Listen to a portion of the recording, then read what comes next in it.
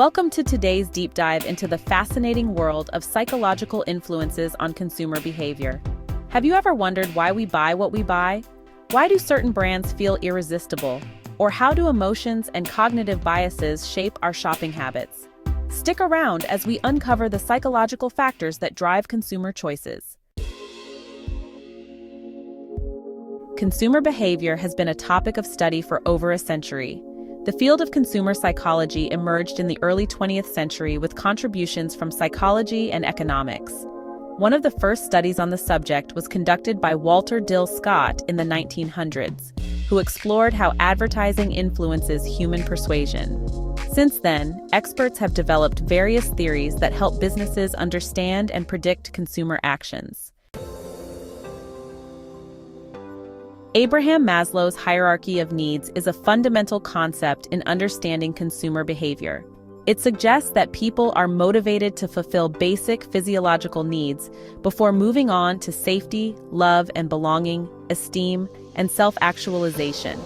At the physiological level, consumers prioritize products that satisfy their most basic survival needs, such as food, water, and shelter. Grocery stores, fast food chains, and bottled water companies cater to this level. Next, safety needs encompass financial stability, health, and protection. This is where insurance companies, security services, and home construction businesses thrive. Moving up, belongingness and love include social relationships, friendships, and a sense of community. Social media platforms, dating apps, and fashion brands targeting group identity capitalize on this level. Esteem needs involve status, achievement, and respect. Luxury brands like Rolex, high-end cars, and designer clothing brands appeal to consumers striving for recognition. Finally, self-actualization is the drive for personal growth and fulfillment. Educational institutions, travel agencies, and creative self-improvement services cater to those looking to reach their fullest potential. Marketers use Maslow's model to segment their audience and craft messages that align with each need level, ensuring that their products resonate with the right consumer mindset. Ivan Pavlov's classical conditioning theory explains how consumers form associations between brands and emotions. In Pavlov's original experiment, dogs learned to associate the sound of a bell with food, eventually salivating at the sound alone. Marketers apply this concept by pairing their products with specific stimuli to evoke conditioned responses.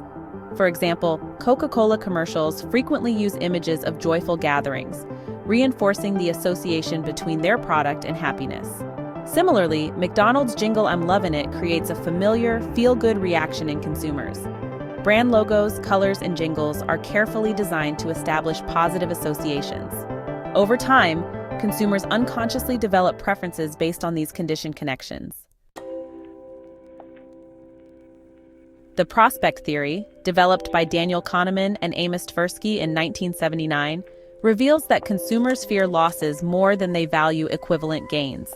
This concept, known as loss aversion, explains why people are more likely to avoid losses than pursue gains of the same magnitude. For instance, if a consumer is given a choice between receiving $50 or avoiding a $50 loss, they are more likely to take action to prevent the loss. This psychological bias is why marketers emphasize phrases like "don't miss out" or "last chance to save." They leverage loss aversion to drive purchases. Retailers also use risk perception in pricing strategies. When customers see buy one, get one free deals, they perceive an added gain, making the purchase feel like a safer choice. Subscription services offering first month free appeal to a consumer's aversion to committing financial resources without perceived value.